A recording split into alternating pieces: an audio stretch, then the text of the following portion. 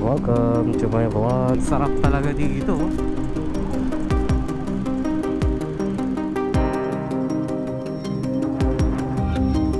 So yun guys, welcome back na naman sa panibagong budol serye. Ngayon ay gabing-gabi.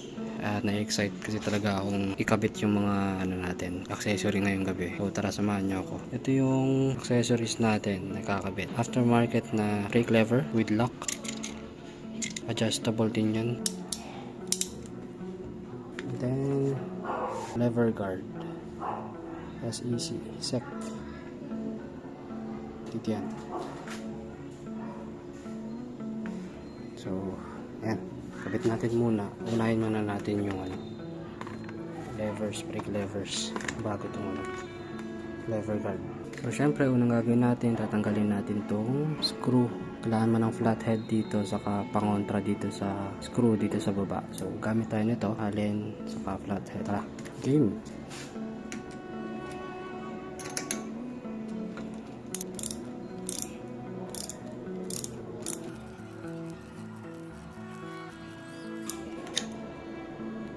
Putin ko na to ng daliri para matanggal.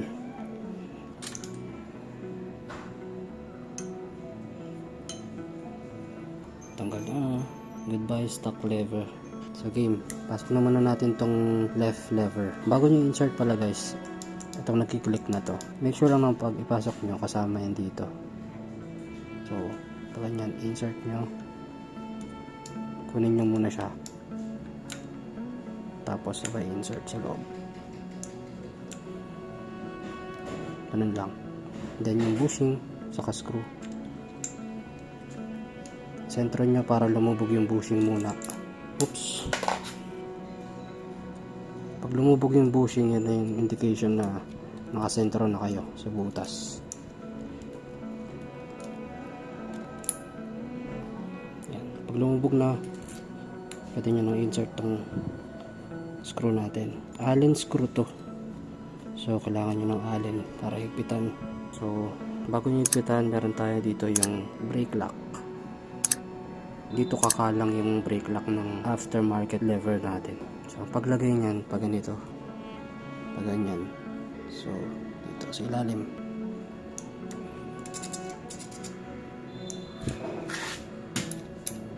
saka nyo ilagay ito, saka nyo higpitan yung bolt.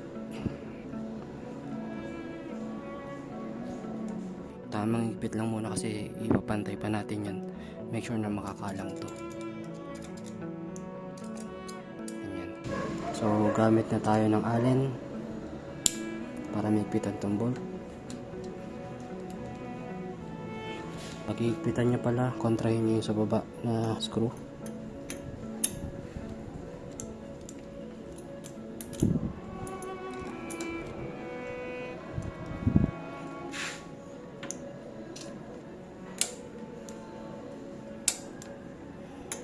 So ang pinaka last step natin, tatansyahin natin yung brake lock nya sa ilalim. Kailangan maigpitan natin ang nakapwesto yung brake lock.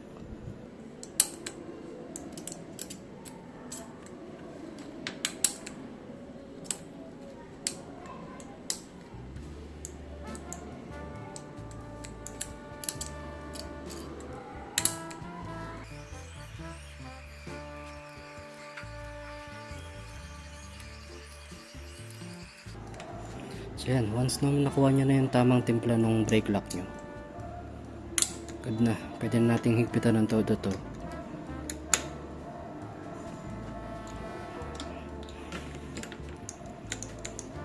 Okay na.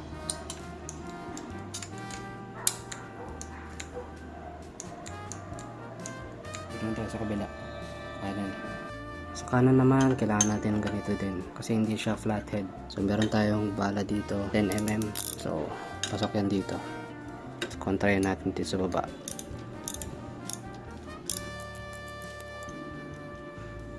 Ikutin lang natin to.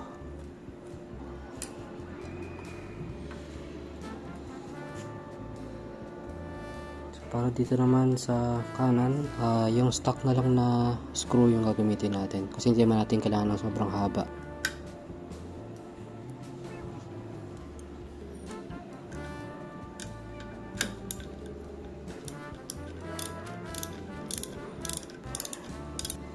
Higpit na lang agad.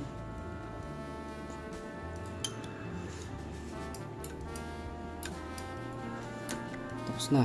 So, testingin naman natin ngayon kung gumagana yung brake lights natin. Makita nyo naman yung pula doon sa likod. So, ito yung kanan.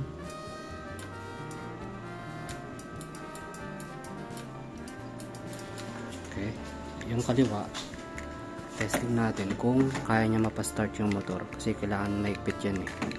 Check muna natin to. Okay, goods. Check naman natin yung lock. Naka-brakes. Tanggalin natin. Nice. Isa pa. Nice. Next, pa-start natin yung motor.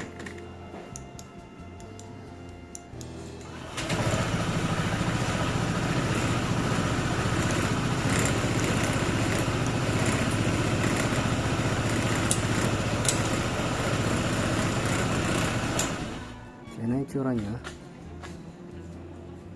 Close up. Ganda.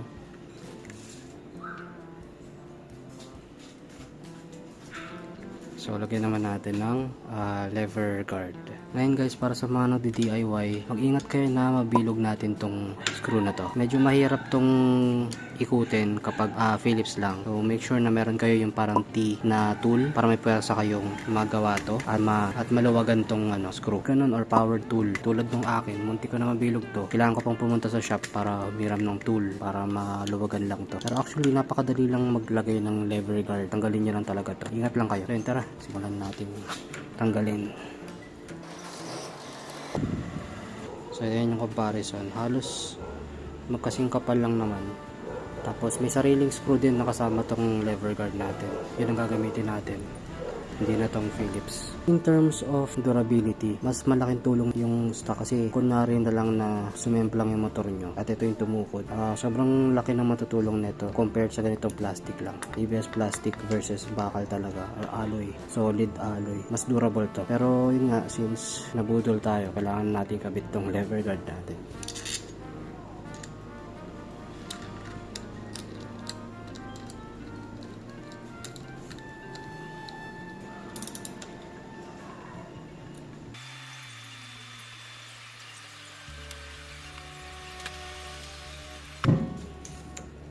Kapila naman. Yan, kanan naman.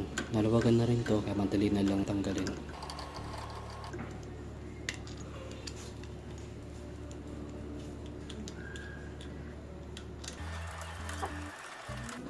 Ipit lang ulit.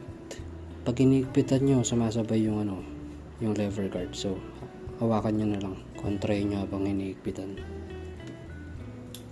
Yan, tapos na. So, yan itsura nya. Pag malapitan.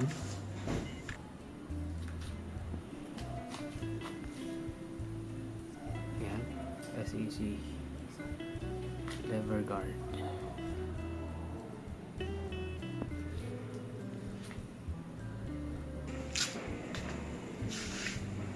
Ganyan yung tsura nya.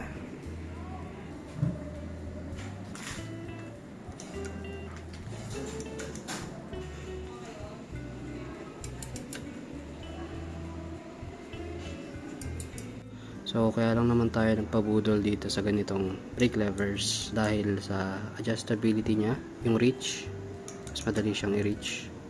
May brake lock. Tapos, pogi siya tignan. Ito, nagmumukha lang mas adventure scooter yung ADV natin dahil dito sa lever guard. Tapos yun, yung reach niya sobrang lapit lang. Hindi tulad sa stock na sobrang layo. Parang naiilang ako magpreno. Yan, ganun din sa kanan. Sobrang dali na lang. Ay, 2 finger. Kahit nga 1 finger lang yan, eh. Ay, pero sanayin nyo guys, 2 fingers lagi. Ay, sa mga magtatanong pala, itong lever guard natin, kung tatama siya sa nakababa na windshield. Ito yung tsura niya. Ayan, hindi siya tumatama. Ito yung sa kanan. Windshield, hindi siya tumatama. Nakababa yan ah. Hindi siya tatama.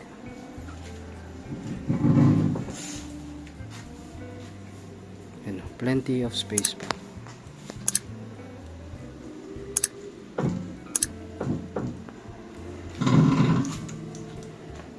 So sa mga shoutouts nga pala, shoutout kay Sir GYT, kay Sir Mark Allen Arcano, Sir Newbie Rides, saka si Sir Christian Anthony Lo. And maraming salamat sa suporta guys, lalo na sa mga early comments, napaka-solid nyo. So ayan, kita-kits ulit sa mga susunod na Budol serye. Hopefully magka-rides na rin tayo soon. Hindi lang puro upgrades. Sayang ang motor eh. Again, maraming salamat sa suporta. This is Carl MK. Ride safe sa inyo guys.